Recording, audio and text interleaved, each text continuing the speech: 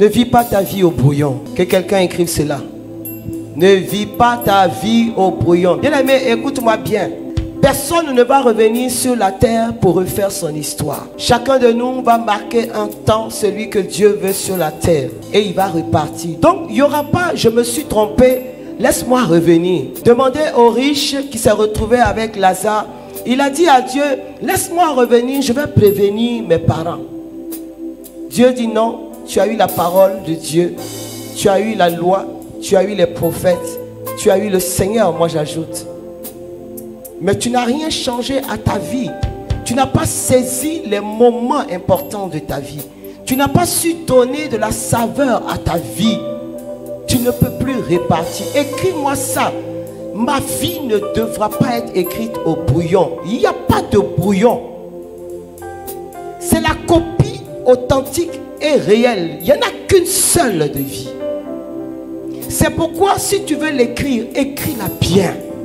Si tu veux la formaliser, formalise-la bien. Si tu veux la vivre, vis-la bien. Partage-moi ce direct, je veux parler à quelqu'un. Ta vie n'est pas un brouillon. De la même façon, personne ne doit s'immiscer dans ta vie comme si toi tu étais une copie au brouillon. Écris-moi ça ce soir. Partage dans des groupes. Partage à des amis. Partage à quelqu'un à qui Dieu veut faire du bien. Partage à quelqu'un qui pense qu'il y aura une autre vie et qu'il va revenir. Nous les chrétiens, nous ne croyons pas que quand nous allons mourir, nous allons revenir dans un chien. Nous ne croyons pas en ça. Voilà.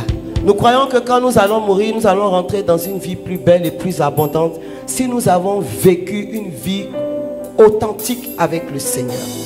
Nous sommes trop importants pour Dieu pour que nous puissions et que nous laissions les hommes écrire notre vie au brouillon, ou que nous-mêmes nous soyons en train d'écrire notre vie au brouillon. C'est Martin Luther King qui dit: quoi que tu fasses, fasse-le bien. Si tu balais, balais bien. Si tu chantes, chante bien. Si tu intercèdes, intercède bien. Si tu travailles, travaille bien. Si tu es une épouse, sois une bonne épouse. Si tu es un époux, sois un bon époux. Si tu es un père ou une femme qui gère une maison, une famille, fais-le bien.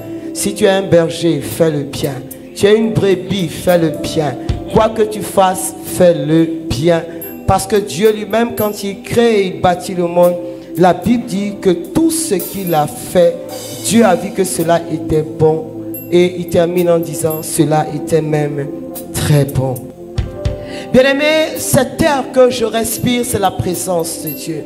C'est pourquoi chaque matin quand je me lève, quel que soit ce que je peux porter comme fardeau, bien-aimé, je bénis Dieu.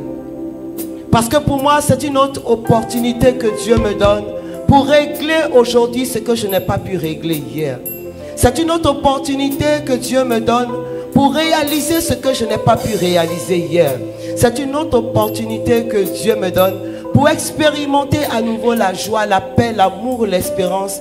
C'est une autre opportunité que Dieu me donne pour me réconcilier avec lui et avec les hommes. C'est une autre opportunité que Dieu me donne pour écrire mon histoire avec des lettres d'or. Ces lettres qui sont inscrites à travers la plume du sang de l'agneau.